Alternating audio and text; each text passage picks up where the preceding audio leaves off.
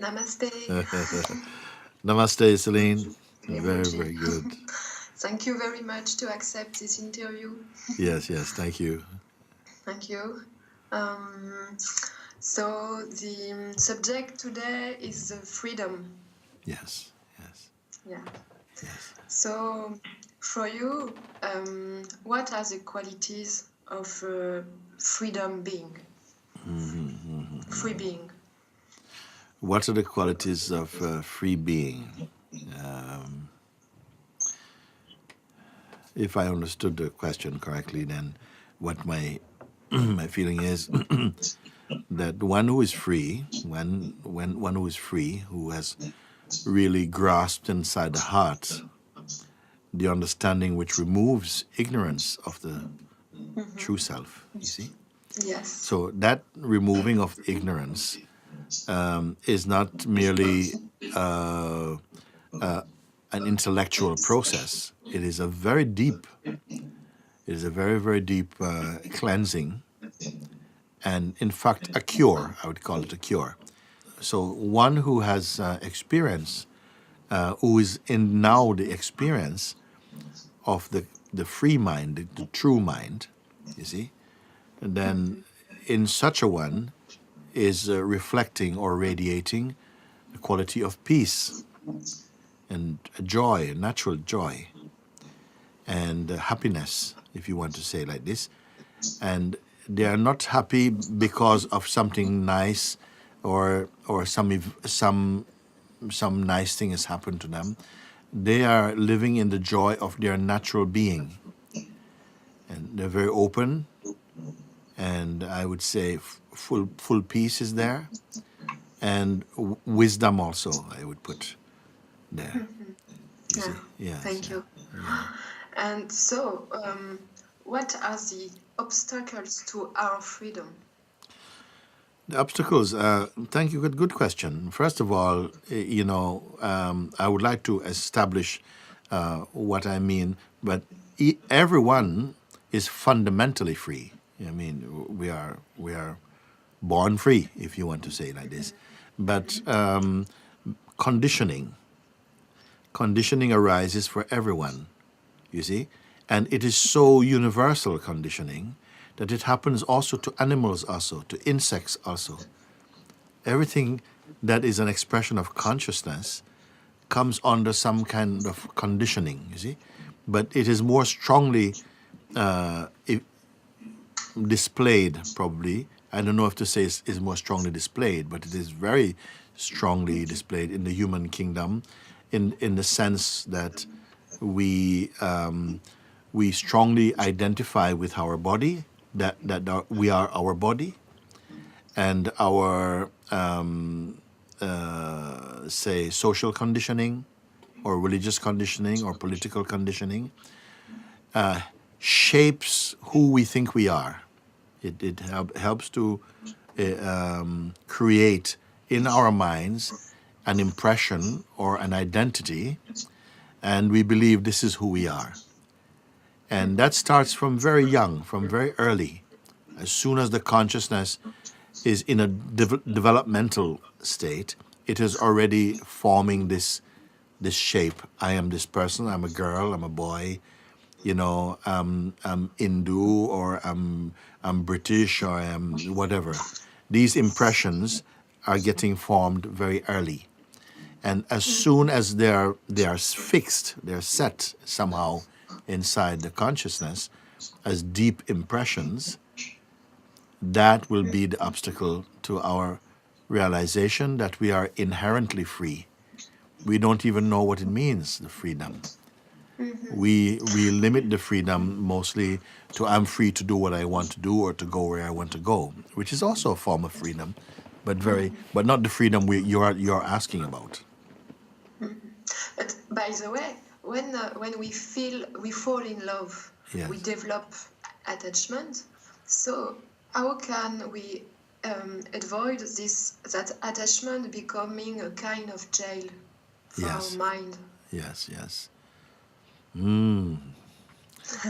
Good question. First of all, if you are someone for whom self-discovery is important, to discover your true nature is very important, then I would say that it would be more favorable to you to ensure that your partner at least is open to your search, or at least open enough to allow you to explore your own journey, your own possibilities.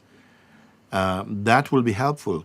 More than that, if they were called by the same urge or voice, then that would be super cool. That would be very, very good.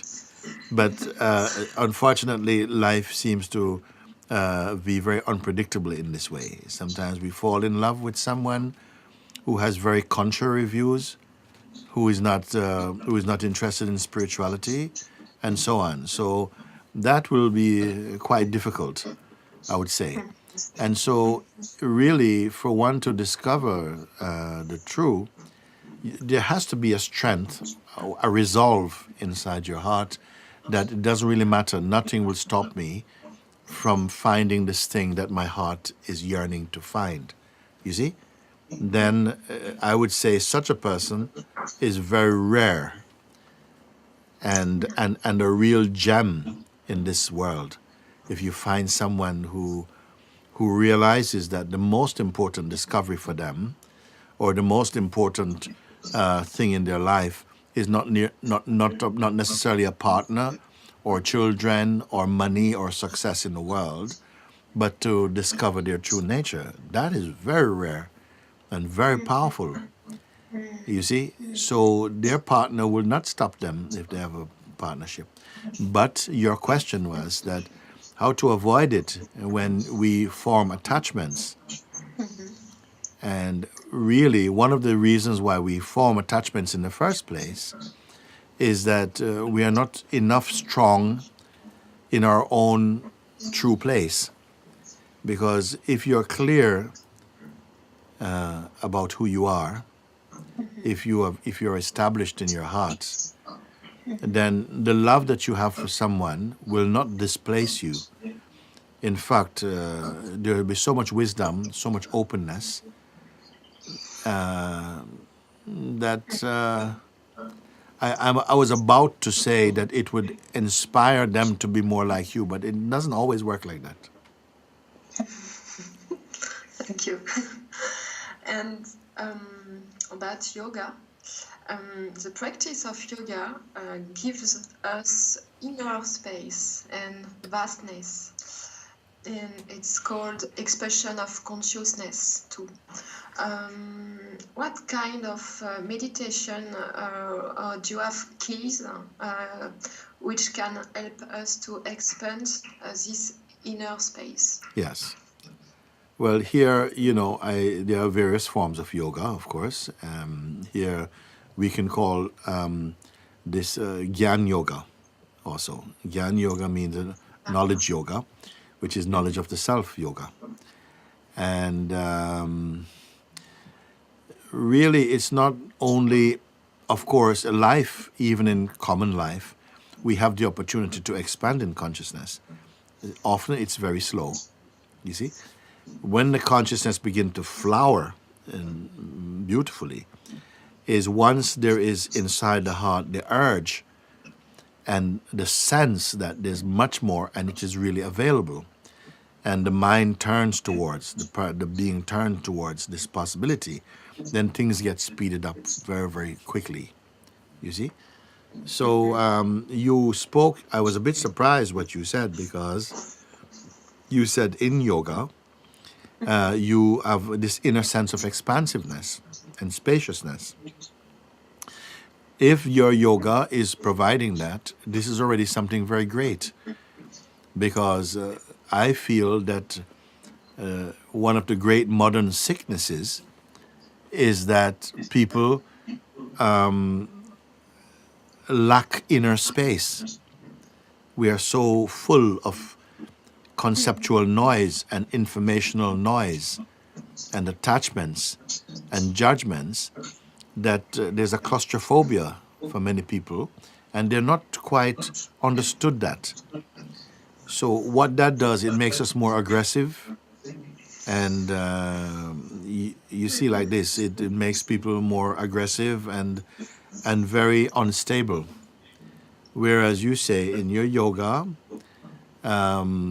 you have spaciousness. What yoga are you speaking about? What form of yoga are you speaking? It's Yes, about the practice of yoga, hatha yoga, hatha yoga. it's physical yoga. Yes, yes, yes.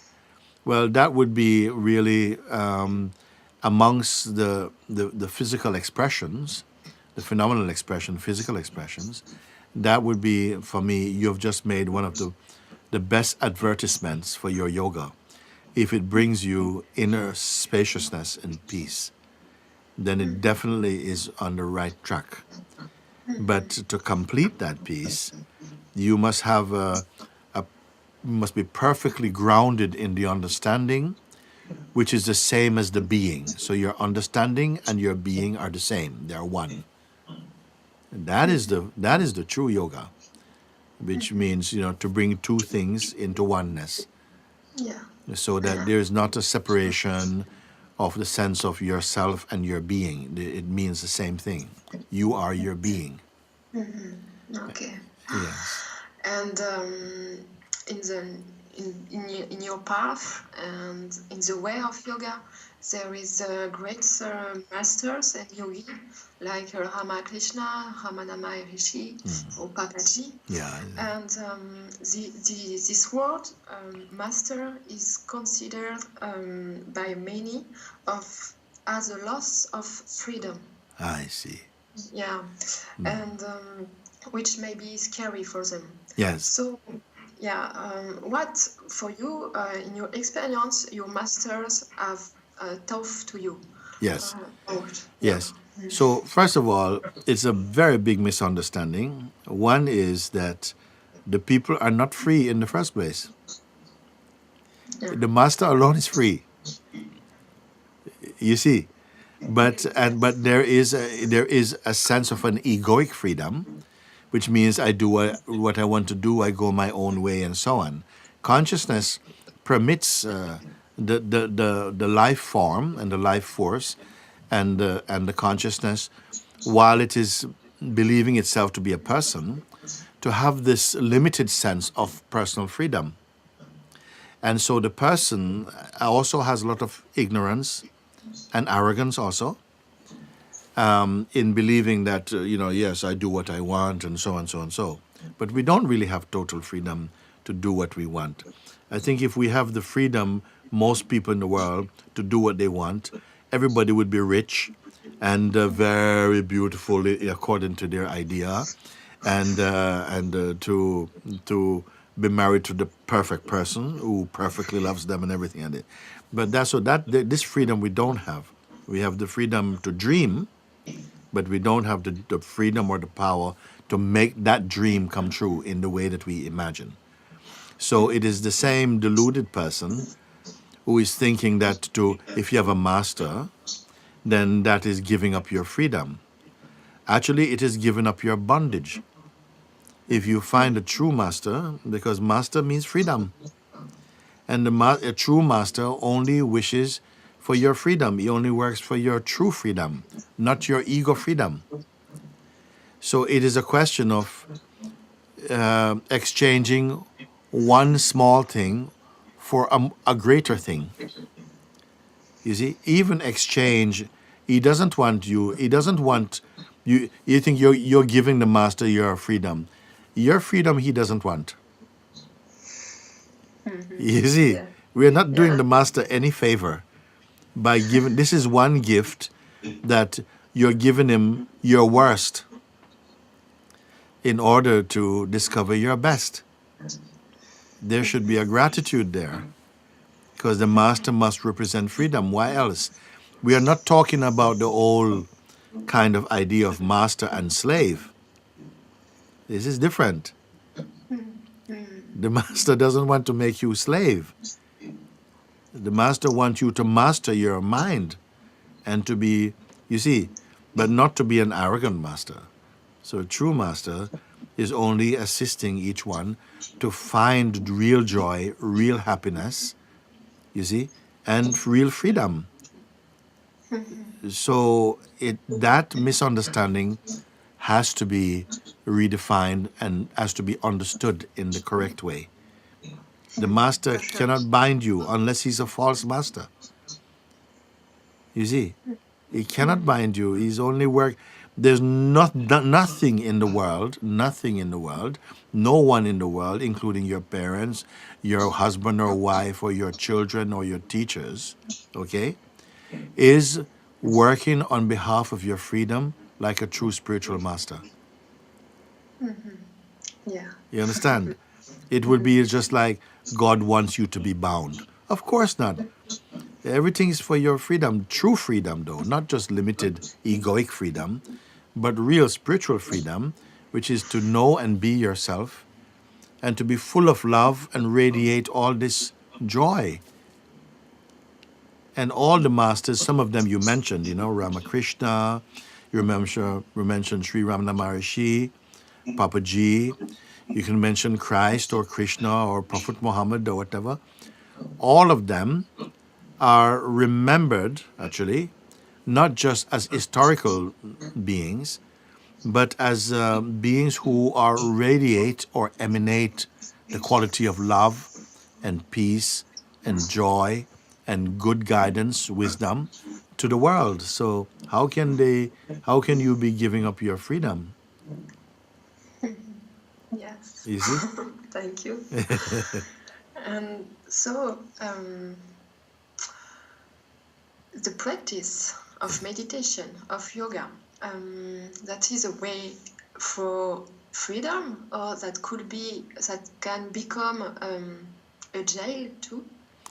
In the beginning, practice is unavoidable and very highly recommended because the mind tends to have certain habits which are not good. And to correct those habits, some effort is required. Maybe meditation, maybe yoga, maybe chanting, prayers, these type of pranayam, these type of things are helpful to correct the negative tendencies in the mind.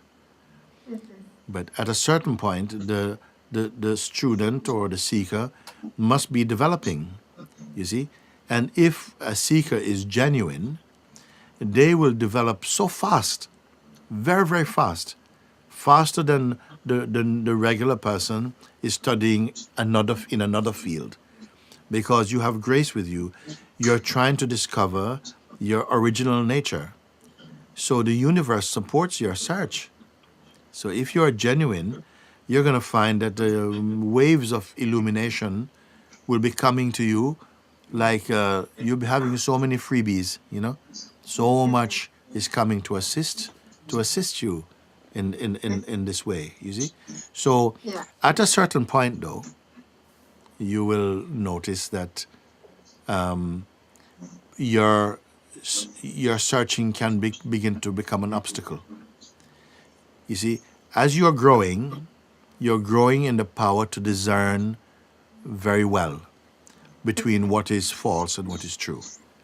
This discernment is going to help you to recognize when it's time to let go of your sense of separateness, and it will help you. So initially, it is good, the practice, the seeker identity helps you in the beginning, but later, it when it's not useful anymore, you will know of that and you will let go of it. It right now, as we are talking, an image comes in my mind, like sometimes when the astronauts are going into space and they get into a rocket and they go up, up, up, and there's a lot of power, lot of petrol, lot of fire, whoa, going. And when they go up and they reach into this beyond the pull, the magnetism of the earth, when they've exceeded that, they go past that, then the bit that was generating the energy falls away, and they're just floating in space. So you see my point. You get my picture. So Yes. initially, some effort is there. We're pushing, pushing, pushing. And that effort is to take you to effortlessness. And as soon as you reach the into effort, you recognize the effortless, then the effort is not needed anymore. And there's a wisdom that will tell you when that moment is there. Yes. Yeah. So yeah. What you do, mind has to stay just like uh,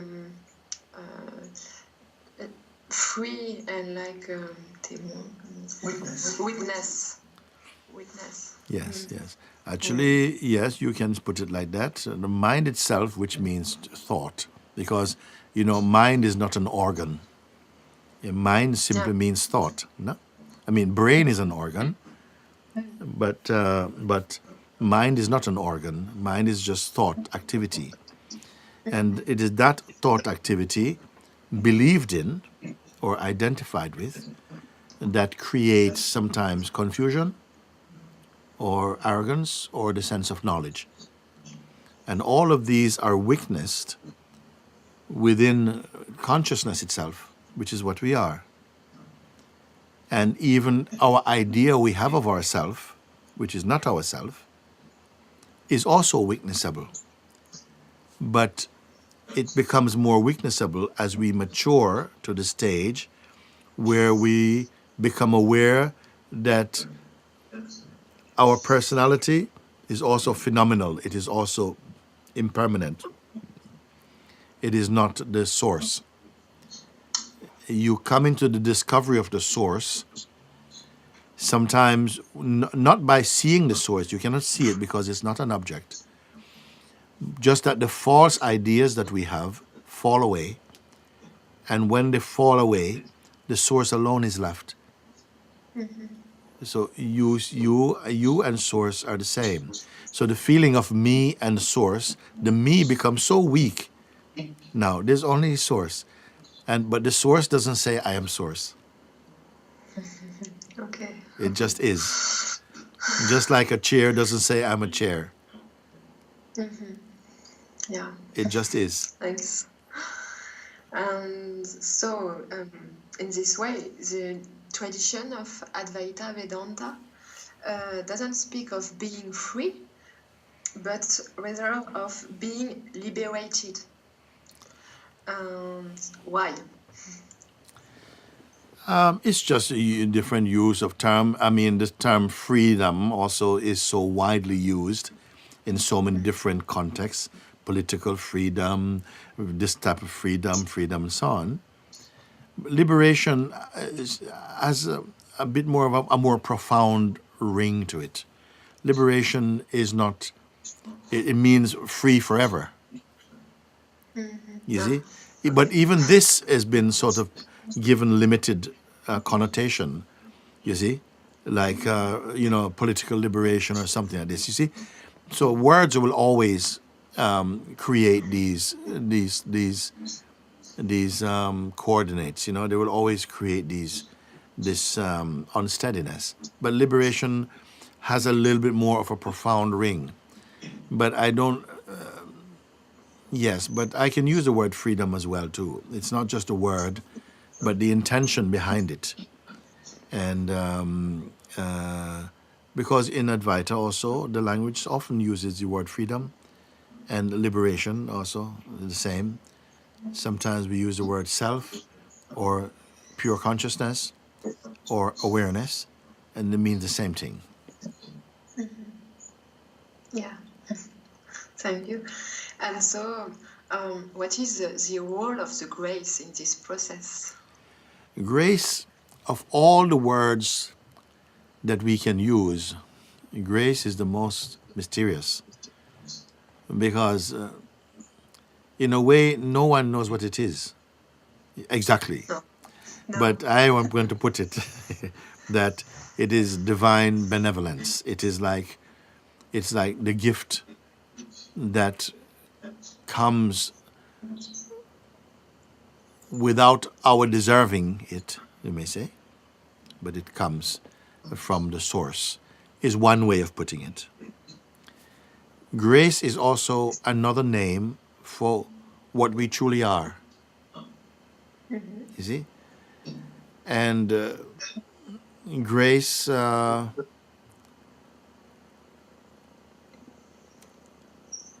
I feel like it is one way of saying it is God pampering God. You know the word Oh, pamper, God. pampering means somehow giving giving abundantly. Yeah. You Yeah, see? yeah, yeah, yeah. Yes, Okay. yes, yes. Mm. So, in order to have the sense of giving, it means like giving to other or giving to another. But in when the reality is discovered, you see that that other is also yourself. You know, this is what self-realization really, one of the fruits is the realization that there really aren't two. There's not really other. Other is an appearance within the one. It is only the one. Sometimes I say that really there are no conversations, there are no dialogues in the world. There's only a monologue. It is only the Supreme speaking with the Supreme in the play or a dream called life or otherness. So grace is what flows from the heart, you can say, towards the mind to help it to purify it and to be free from suffering and to discover the truth. That would be another kind of the definition I can put like that. But the definitions they change depending upon the maturity of the seeker. Yeah. Yeah. Thank you very much for these great teachings. For myself, it is not enough important to explain things verbally because even as we are speaking, for me, the atmosphere, the words must generate an atmosphere inside the heart and contribute to experiencing. They must be experienced. They must not just only be heard. You see, and they do that. They move more internally because But it's which important to kind of experience. atmosphere do you mean? I mean, inside to create this the atmosphere that is generated when understanding takes place in the heart. You Yeah. see, it creates that kind of spaciousness, a sort of emptiness also, more than just collecting information. It's more that it has to be experienced. It gets Yes. experienced. You see, Yeah, for sure. and this is the emphasis here in Mante Sahaja when we meet. It's really about how that is transformed internally into. It's like the words become kind of spirit themselves. They come from there, and they go there. Yeah, yeah, I understand. And so, um, in your ashram, what are the practice? It's just an atmosphere, or do you meditate? You pray? What is the practice? Yes, Mm. yes. Well, actually, in the mornings, we start with what is called arti. It is a very beautiful part of our the mornings. It starts at 6:30, and there's some chanting, and it's beautiful chanting. And followed by a half an hour of silent sitting, but this silent sitting is more of a kind of guided meditation actually Okay. to kind of focus the attention inside the heart so that that is experienced. And then after this time, people they take their breakfast or whatever, and then after this we go to the areas that we are working in the ashram because there are many areas that we work, you know. But we do meet and we have spontaneous satsangs. We have satsangs. The whole atmosphere, again, the whole environment, the climate, it seems to be infused with this inwardness. It's not something that maybe I can convey just with the words, but it is so much, our interactions are so much based on the sense of presence and on pure awareness, conscious awareness, being conscious of your own being, and that is what we try to cultivate here. This, even though your actions may be very practical, or you're working on the land or whatever you're doing, kitchen work or whatever, but the mind stays in the heart, so to speak, if you understand. Mm. Mm. And but we are very natural, in expression. Everyone is. I don't like anything too much pretentious or nothing like that. I like people to be themselves, and but when we explore into the nature of being, it's taken with a total, from my point, I can say, with the always the opportunity to destroy what is not true, to expose that, and to sort of free the mind to be the heart. Mhm. Mhm. Good. Thank you very much. Thank you, thank you, thank you, thank you, Celine, and all the friends there for being present, and uh, I'm blessed that your interview, this interview, will reach those who are subconsciously waiting for it in some way, and that it brings some light more to clarify what needs to be clarified, and Yes. to Okay. bring people more into their conscious self. Yeah. Yeah. Okay. I understand. Good. Thank you, thank you, thank you. Thank you. Thank you And very much. And I think it's time to say um, merci goodbye. beaucoup. And thanks to the friends there, and all the very best. Beautiful days, and Yeah, thank you. Thank okay. you very much. And yeah, please be welcome in France. Thank you, thank you. Okay.